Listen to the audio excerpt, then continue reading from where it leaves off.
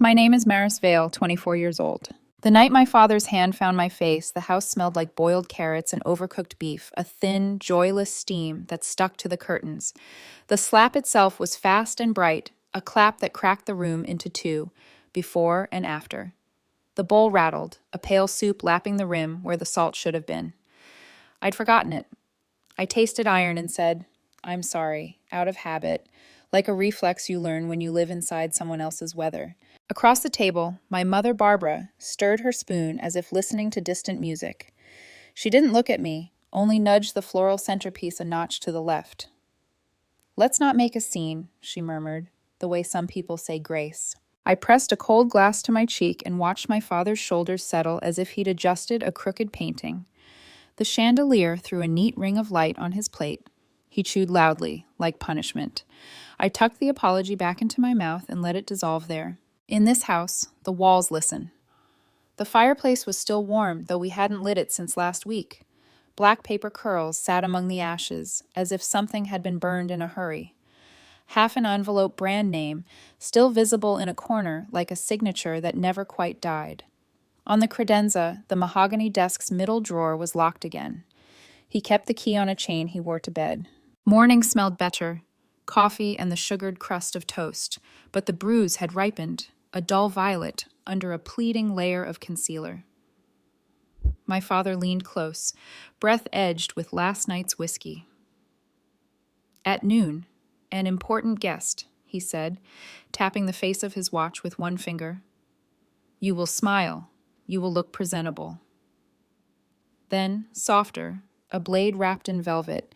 "No mistakes, I've got paperwork that needs to match." He walked away before I could ask what paperwork meant in a mouth like his. Maybe he wanted the question to hang there, like a jacket on a hook you never quite touch. The kitchen played the same old station. Eggs hissed, the faucet coughed, the refrigerator hummed like a patient who had decided to live. I set a table that could pass inspection in a magazine. Folded napkins, water glass north of the knives, light striking the cutlery just so. Barbara floated through and corrected nothing, which worried me more. "Don't embarrass us," she said, stepping too close, so close her perfume, lilac and something spicier, slid into my throat. "You look patched." Her eyes flicked to my cheek and away. "I'm fine." "You sound like a people-pleaser book," she replied, lips curving, "and we both know you never finish those." The doorbell rang at exactly noon, obedient as a metronome. I opened it to my mother's two friends first, Linda Carter and Susan Gray, beige handbags, beige jokes, the kind of women who fill a room with compliments that arrive frostbitten, and behind them the third guest, Jonathan Price. I hadn't seen him since Ohio State, since notes traded under library lamps, since a life where the ugliest word said near me was midterm. He was bigger in the shoulders, quieter in the face. The grin that used to arrive first now followed a beat late, as if waiting for permission. His eyes stuck a second to my left cheek. A flash of anger lived there and vanished. "Maris," he said, shifting the weight of his gift bag. "Hi." "Hi," the word came out folded. We did the choreography, the hanging of coats, the commentary on weather, the little noises humans make when they're deciding whether truth belongs in the room. At the table, Barbara poured wine like a generous queen, while Linda leaned toward her, whispering something that put a wrinkle between Barbara's brows. Money, I thought without wanting to think it. It sits in a conversation the way a bone sits in a throat. I served salad and reached for the pitcher of iced tea. My hand didn't shake until Edward's voice arrived from the foyer. Traffic was a nightmare. He dropped his jacket on a chair and, in the same motion, lifted his chin at me, as though I'd left something in the hall. "Smile." I spread my mouth over my teeth like a bedspread and poured. He took his seat at the head and put his phone face down near the locked drawer's key. Never far, always metal on wood. "Price." He nodded at Jonathan with the kind of easy familiarity he saves for men he hopes to know later, for reasons with commas in them. "You're with Hartley and Rowe now?" It was half question, half inventory. "For the moment," Jonathan said, the corners of his mouth that same late grin. "Consulting circles are small." Linda chirped something about a bridge club fundraiser. Barbara hummed back. Under the hum, a look passed between them. Two women balancing numbers without moving their lips. Jonathan waited until the plates made an orbit and everyone had a glass. You okay? He asked, low, eyes still, as if he were addressing a separate conversation only we could hear. I'm fine, I lied, a lie so tired it barely stood up on its own. He didn't buy it. He never did when we were 20 and broke on coffee. Now his gaze was older and quieter, and I wanted to both hide and put my whole face in it. The phone on the kitchen counter buzzed, screen lighting like a small stage. Unknown number. I slipped away with the pitcher still in my hand, the door swinging shut behind me with a soft kiss. Hello? Miss Vale, a man said, professional crisp with a human edge. Stephen Hayes. I manage your grandfather's trust. The humming refrigerator grew suddenly loud. We need to talk today. There are irregularities. I pressed the pitcher against the counter. What kind of irregularities? Large withdrawals, unauthorized, from your beneficiary account. Co-trustee signatures, but one doesn't match prior samples. It would be best to speak in person. A pause, a breath he chose not to fill with reassurance. I'm in the office until 5. Okay, I said, which meant I didn't know where to put my hands. I'll try. Please don't delay, he said, softer now. This could implicate you if left unaddressed. I ended the call, and the room rearranged itself around me. The tile, the clock, the rag on the sink, they all looked like witnesses. Through the doorway, I could see the back of Barbara's head. She laughed at something Linda said, a brittle laugh, wrist bending at the angle of women who practice it in the mirror. Who was that? She asked when I came in, voice sweet enough to rot a tooth. A friend, I said, letting the word land somewhere near the fruit bowl. Her eyes touched my face, left nothing behind. Don't keep disappearing. It makes you look shifty. At the table, Edward was relaying a story about a client who couldn't read a spreadsheet. People sign anything these days, he said, smiling like a man who never signs anything he hasn't first taught to heal. The trick is making sure the paperwork matches. Jonathan's head tilted, just enough. When I reached for his glass to refill it, our fingers grazed, and he spoke without moving his mouth. Who called? No one, I said, and that too dissolved. Lunch made the noises of success, the clink of good china, the practice hamad gratitude of women who compliment the roast so they can later complain about it, the low hum of men trading nouns like business cards. But under that, another sound, a locked drawer settling in its frame as if something inside had shifted. I cleared plates. Jonathan rose to help, which meant he wanted a border around a conversation. In the kitchen, he put his hands on the counter, palms down, as if steadying it. That mark on your cheek, he said. No theatrics. It's not nothing. I don't want to, I started. Talk about it here? I know. He looked at the clock as if assessing how fast an hour can die. I'm calling you tonight. You don't have my number anymore. Then I'll ask you for it like a civilized person, he said, and somehow the smile found his mouth on time. The door swung again. Edward filled the air, his bulk and tie and importance. Maris, he said, flipping his hand toward the dining room. Guests. I carried the tray back, the room tilting slightly. Linda lifted her glass at me like I'd just performed a trick with knives. Barbara smoothed the tablecloth and said, Perfect, darling. Her eyes flicked to the fireplace, to the ash bed where paper had turned to lace. She reached out and, with 2 fingers, pinched away a fleck of nothing from the mantel. After lunch, Edward said, dabbing his mouth, I'll need you to run to the notary. Some paperwork. He didn't look at me when he said it. He looked at Jonathan. You know how it is, Price. Make it match, or it all falls apart. Something like that, Jonathan said carefully. The rest of the hour behaved. People told their neat stories. The bruise behaved beneath its beige lid. The house held its breath. After the coats, the thank yous, the car doors thudding with relief, the silence dropped hard enough to bruise the floor. Barbara began gathering plates with small, efficient clacks. You did adequately, she said. High praise, I answered, surprising both of us. She paused. Grow up, Maris. Edward's phone buzzed, a small rattlesnake. He checked it and made the noise he makes when a plan clicks. I'll be in my office, he said, pocketing the phone and palming the key. The desk drawer swallowed him whole. I stood alone in the dining room, my reflection faint in the glass of the china cabinet, someone I recognized but couldn't vouch for. On the hearth, the blackened curls of paper waited, the brand name on the scrap still legible, as though daring me to read it. My own phone buzzed. A text from an unknown number resolved into a name my bones remembered before my eyes did. Jonathan, we're not done here. Another message slid in, an address and a time from Stephen Hayes' office. I typed it into the Notes app, the letters looking like a map out of a house I didn't yet know how to leave. Behind me, a key turned. Wood sighed. Somewhere inside the desk, paperwork learned how to match. I slipped Stephen's address into my pocket the way you slip a hand into a new coat, afraid it won't fit and terrified it will. Then I straightened the centerpiece, because some rituals are the price of staying unseen. Maris, Barbara called from the kitchen without turning. Be quick with the dishes. I will, I said, and for the first time all day, my voice didn't sound like someone else's. The strip mall where Stephen Hayes kept his office didn't look like a place where lives bent in half. A nail salon hummed on one side, a tax prep service on the other.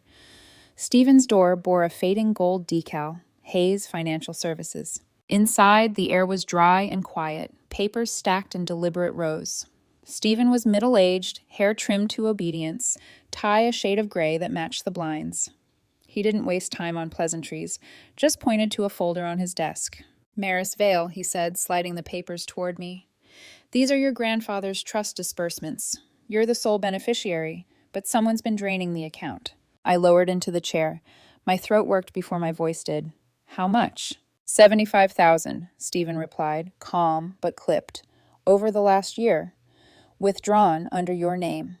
Signatures authorized by your co-trustees, your parents. He tapped the corner of the page where a scribbled version of my name bled across the line. I leaned in. That's not mine. I know.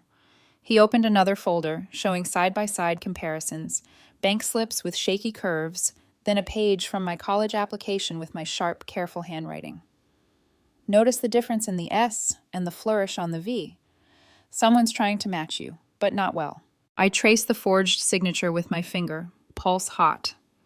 My father has the key to every drawer. My mother knows where the notary lives. Why didn't anyone tell me? They didn't want you to know, Stephen said.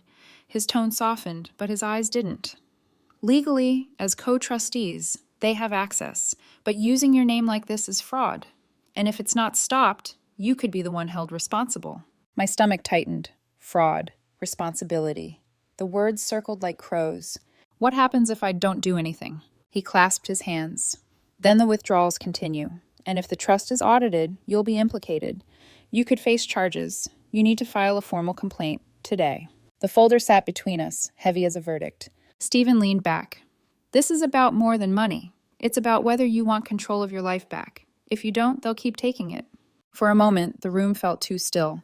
The tick of his wall clock thumped like a fist on a door. I gathered the papers, my fingers trembling. I'll think about it. Don't take too long, he said quietly. When I stepped out, the late afternoon sun looked unfamiliar, like someone had rearranged it. My phone buzzed. Jonathan Price, you free? I should have ignored it. But instead, I found myself at the small park 2 blocks from my house. Jonathan was already on the bench, tie loosened, sleeves rolled back, like he'd been waiting longer than he wanted me to know. You look like you just got out of a storm, he said, scanning my face. You don't want to know. Try me. I sat down, the folder still in my lap. It's my parents. They've been siphoning money from my grandfather's trust, using my name. Jonathan exhaled through his teeth. That explains a lot. I turned to him. What do you mean? He hesitated, then leaned in. Back at Ohio State, your dad came to one of our networking mixers. He pitched himself to Hartley & Rowe, the firm I'm with now. Later, I heard whispers about inconsistencies in his paperwork. I didn't want to believe it. I figured maybe he was desperate, trying too hard. You knew? The words cut sharper than I intended. I suspected, he corrected. But I didn't say anything. You were already drowning. I didn't want to add another weight. My voice wavered. Well, now I can't breathe at all. He reached out, his hand brushing mine before pulling back. Then let me help. Don't carry this by yourself. The way he looked at me, steady, unflinching, reminded me of library nights when I thought the world could be rebuilt with nothing but caffeine and trust. But this wasn't a test you could cram for. This was my parents, my name on their theft. I don't know if I'm ready to fight them, I whispered. You don't have to be ready, Jonathan said. You just have to stop being alone in it. The sky dimmed, and for the first time in months, I realized I wasn't shivering from cold. When I walked back home, the house was dark except for the thin line of light under my father's office door. The desk drawer had been left slightly open, a paper jutting out like a tongue that dared me to read it. The air smelled faintly of ash, like the fireplace had been fed again. The house was quieter than it had any right to be. That kind of quiet where you swear the walls are leaning in, trying to hear your heartbeat. I slipped past the office door. The light underneath glowed faint and yellow, like a sick tooth. The drawer, always locked, was open a hair. Papers were stacked neatly inside, but one edge dangled, taunting. I eased it free, holding my breath like the paper might scream. It was a ledger, columns of dates, amounts, and notes. Most entries ended with matched, scrawled in my father's impatient hand. At the bottom, a line in red pen. Q3 statement, signed. My name was there again, forged. A creak behind me froze the air. Looking for something? Edward's voice. I turned. He filled the doorway, tie loosened, jacket slung over one arm. His eyes were heavy, but his smile was sharp. Curiosity's a dangerous habit. I tucked the paper back. Why do you need my name on your numbers? His smile faltered. You wouldn't understand. Then, harsher. You're out of line. He closed the drawer, twisted the key, pocketed it. Go to bed. I did, but I didn't sleep. I lay in the dark, the numbers marching across my eyelids. When the shouting started an hour later, I wasn't surprised. Barbara's voice, low and cutting. She'll find out. You're sloppy. Edward's reply, sharper. Not if you keep your mouth shut. She's weak. Always has been. I pressed the pillow over my ears, but the words leaked through. Betrayal isn't loud. It's just steady, like a dripping tap. By morning, Barbara was in the kitchen with her magazine, her coffee untouched. She didn't look at me. Where were you yesterday afternoon? She asked. Errands, I lied. Her page turned too slowly. Errands don't leave your shoes by Ellen Brooks' fence. I froze. She'd noticed. I was walking. Barbara folded the magazine, laid it flat, finally met my eyes. Careful where you walk. People talk. Her gaze was colder than the fridge. I grabbed my bag and left. Breath short. My feet carried me next door without asking. Ellen Brooks answered on the second knock. Her sweater sleeves rolled past her elbows, flour dusting her hands. Maris, she said, eyes narrowing at the bruise under my makeup. Come in. Her kitchen smelled like cinnamon rolls, and something sturdier, like resolve. She sat me at the table, disappeared, then returned with a small recorder. She pressed play without warning. Edward's voice burst through, grainy but undeniable. If Maris finds out about the 75, we're done. Then Barbara, sharper than I'd ever heard her. She won't. She's too weak to check. My chest went hollow. I gripped the table edge. You recorded them? Ellen nodded, jaw tight. Last month. Their window was open. I was watering plants. I heard enough to know you weren't safe. Her eyes flicked toward a shelf. There's more. My porch camera. It caught things. She pulled up footage. Grainy, but clear. Edward shoving me in the driveway weeks ago. Barbara's finger stabbing the air at me on the porch. A montage of my own silence. Tears burned hot. Why not sooner? Ellen looked down at her flour-dusted hands. My sister. She once made a claim against her husband. It wasn't true. It ruined lives. I swore I wouldn't meddle unless I knew for certain. I needed proof. Now I have it. I swallowed hard. So what do I do? Ellen hesitated, then picked up her phone. You talk to someone who knows how to use this. She dialed, put it on speaker. A male voice answered, calm but urgent. Richard Moore. Richard, it's Ellen. I've got a case you'll want to hear. I sat there, shaking, the cinnamon scent wrapping around me like a blanket I didn't deserve. On the recorder, my parents' voices kept looping. She's too weak to check. Maybe I was, maybe I wasn't. But the proof was louder than my fear. Ellen reached across the table, laid her hand over mine. It's time, Maris. You don't have to fight alone anymore. The next morning, Mansfield's air was the color of steel. Clouds pressed low, making the streets look narrower. I walked fast to the cafe downtown, the folder of papers and Ellen's recorder pressed to my chest like armor. Jonathan was already inside, sitting at a corner table. He looked like he hadn't slept, his tie crooked, his coffee untouched.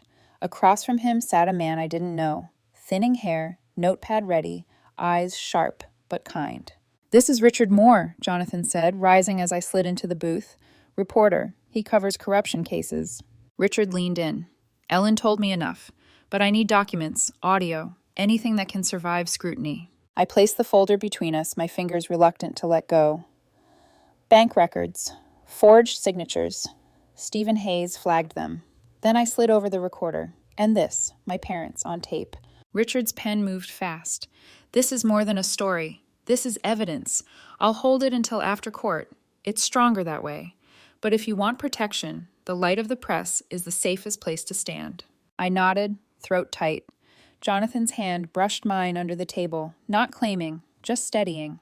When I went home later, Edward was waiting. The living room smelled of polish and his aftershave. On the coffee table lay a document, crisp, legal, with a notary line at the bottom. "Sign this," he said flatly. I picked it up. The paper declared the $75,000 a family loan, willingly agreed to by me. A lie dressed in serif font. "No," I whispered. Edward's eyes sharpened. "You're not being asked, Maris. You're being told." Barbara stood near the fireplace, arms crossed. Her voice was softer, but sharper still.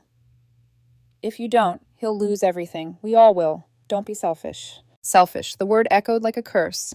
"I'm not signing." My voice cracked, but I didn't lower it. Edward's jaw clenched. His hand twitched, the same hand that had struck me for soup. Ungrateful girl. "Do you want to see what real consequences look like?" The air between us stretched thin, humming. Then Barbara's voice broke it. "Edward, enough." For the first time I saw fear in her eyes. Not for me, but for herself.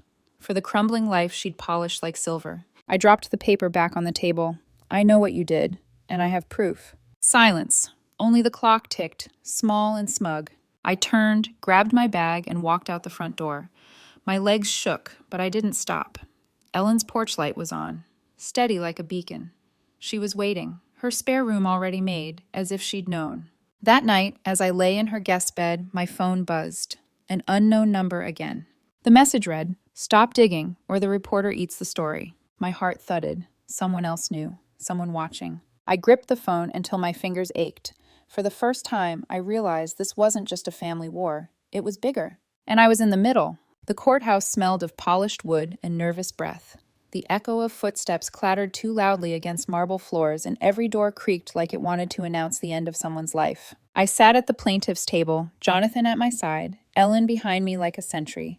Across the aisle, Edward adjusted his cufflinks, the picture of a man who still believed the room bent to him. Barbara sat next to him, her hair perfect, her face a mask of porcelain, expressionless, but her fingers worried the strap of her purse in circles. The judge entered, robes swaying, and the room snapped into stillness. My pulse hammered so loud I wondered if everyone else could hear it. Stephen Hayes was first. He laid out the paper trail. Withdrawals, timestamps, forged signatures. His voice was calm, clinical, the way surgeons talk while holding a knife. He slid the documents into evidence. I watched Edward's jaw twitch when the forged Maris Vale was compared against my real signature. The mismatch screamed from the page. Next came Ellen. She played the recording, Barbara's voice cutting through the courtroom. "She won't. She's too weak to check." The words rippled through the gallery, whispers blooming like weeds. Then the footage, the shove in the driveway, the porch argument, each second a blade slicing away their facade. Edward tried to object, but the judge silenced him with a glare. When it was my turn, I stood. My voice trembled at first, but then leveled. I told the truth. The slap at dinner, the constant threats, the control of my accounts, the demand to sign the fraudulent loan paper. The silence that followed was different, heavier, like the room itself had taken my side. The defense tried to spin it. Edward claimed he only borrowed the money to cover family emergencies. Barbara insisted I was exaggerating. But the evidence was louder than either of them. When the verdict came, it fell like a gavel on my ribs. Edward Dunn, guilty of fraud, sentenced to 5 years, ordered to repay $75,000. Barbara Dunn, no jail, but implicated in knowledge, her reputation shattered. I should have felt victory. Instead, I felt hollow, like something had been scooped out of me. As they led Edward away, he turned, eyes burning. "You think you've won?" His voice was a low growl. "Ask your neighbor why she really had a recorder rolling." The bailiff shoved him forward, but the words stayed behind, curling in the air like smoke. My knees weakened. Ellen's hand touched my shoulder, steady, but not steady enough. Jonathan leaned close. "Don't listen. He's cornered, that's all." But Edward's smirk haunted me as he disappeared through the side door. Why had Ellen started recording? The question nested in my chest like a thorn. The headline hit Mansfield the next morning. Local couple exposed in trust fund fraud. Daughter reveals abuse. Richard Moore's byline glared from the front page. The town buzzed. At the grocery store, whispers trailed me like a second shadow. At church, Barbara's old friends turned their faces away. She left within a week, moving to Cleveland, but the stain of her name lingered. I stayed at Ellen's. Her house smelled of lemon polish and cinnamon, a safe contrast to the hollow silence across the fence. She set a cup of tea in front of me, her eyes searching mine. "Don't let his words fester," she said softly. But they already had. Edward's last jab, why she really had a recorder rolling, echoed. That night, I couldn't sleep. I finally asked her, "Ellen, why did you start recording them? Before you had proof, I mean." Her hands tightened around her mug. For a long moment, she stared at the steam. "My sister," she said finally. "She once accused her husband of things that weren't true. It tore her family apart. I promised myself I'd never step into another house unless I was certain. When I saw him shove you in the driveway weeks ago, I needed to be sure, so I started recording. For your sake, for mine." I swallowed. "So it wasn't spying?" She shook her head. "It was insurance. I knew if you ever chose to fight back, you'd need more than your word." I nodded, a little ashamed at my own suspicion, but relief loosened something in my chest. 2 days later, I received a call from Donna West, president of the community board. Her office was small but bright, walls lined with plaques of local projects. "Maris," she said, shaking my hand firmly, "your courage has made waves. We'd like you to serve as an advisor for the Community Trust Fund, someone who knows firsthand what corruption looks like." I blinked. "Me?" "You've proven you won't look away," she said. "That's exactly what we need." I left her office dazed. Jonathan was waiting outside, leaning against his car, a crooked smile on his face. "Well, they want me on the board," I said. His grin widened. "Perfect. You'll make sure no one else gets swallowed whole." As we walked, his shoulder brushed mine, warm and steady. For the first time, Mansfield didn't feel like a cage. It felt like soil, ready to grow something new. That evening, Donna emailed me a scan of an older trust document she'd unearthed, one Stephen Hayes had mentioned but couldn't locate. My breath caught as I opened the file. It was the missing quarterly statement, and scrawled across the bottom, in jagged pen, my signature, but I hadn't signed it. I stared at the scan on my laptop until the screen blurred. My name curved across the bottom of the quarterly statement, letters I recognized, but wrong in ways only I would notice. The M leaned too far forward. The S was a lazy loop, not the sharp slash I always made. Someone had practiced me. Someone had become me, at least on paper. I printed the page, the whine of the machine loud in Ellen's quiet house. When the sheet slid out, I ran my thumb over the ink, like I might feel the lie. Ellen came in with a tray of mugs. She set one near me, then frowned at my face. "What is it?" "The missing statement." I pushed the paper toward her. Stephen said it was gone. Donna found it. Ellen bent close, reading. Her lips pressed thin. "That's not your hand." "No, but it's supposed to be." My voice cracked. "This isn't just theft, this is—" "Forgery," she finished. Her tone was heavy. He was getting bolder. I wanted to feel vindicated. Instead, I felt sick. Later that night, in Ellen's guest room, I lay awake. The recorder sat on the nightstand, silent now, but its weight still pressed on me. Edward's words in the courthouse replayed. Ask your neighbor why she really had a recorder rolling. I got up, padded to the kitchen, found Ellen sitting at the table in the dark. She didn't flinch when I came in. "You're still wondering," she said. "Yes." She folded her hands. "The first night I recorded them, I wasn't thinking about you. Not exactly. I was thinking about my sister, the mess she left when she lied. I wanted proof, one way or the other, so I'd never accuse wrongly again. But then I saw how he treated you. I knew." Her eyes met mine, steady, sad. "I didn't record to protect myself, Maris. I did it to protect you." The words landed like the small bridge. Not big enough to cross easily, but enough to keep me from drowning. A week later, Jonathan took me to the vineyard on the edge of town. Rows of vines stretched under autumn sky, leaves tinged with gold. He stopped by a trellis, his hands in his pockets. "You've been carrying this weight a long time," he said. "So what do I do with it now?" "Set it down." He smiled, nervous in a way I hadn't seen since college. Then he dropped to one knee, pulling out a simple band. My breath caught. "Jonathan!"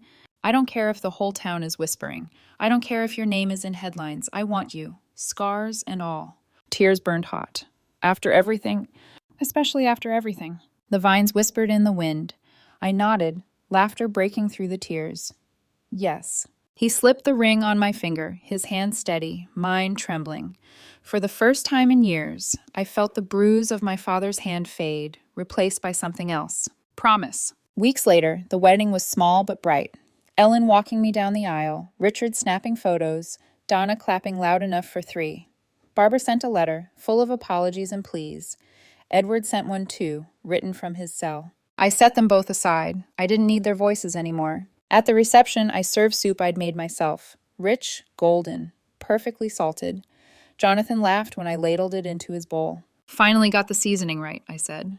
Perfect, he answered, and kissed me, the vineyard lights glowing above us. Family had failed me, but I had built something stronger. Truth, love, and the power to never be silenced again.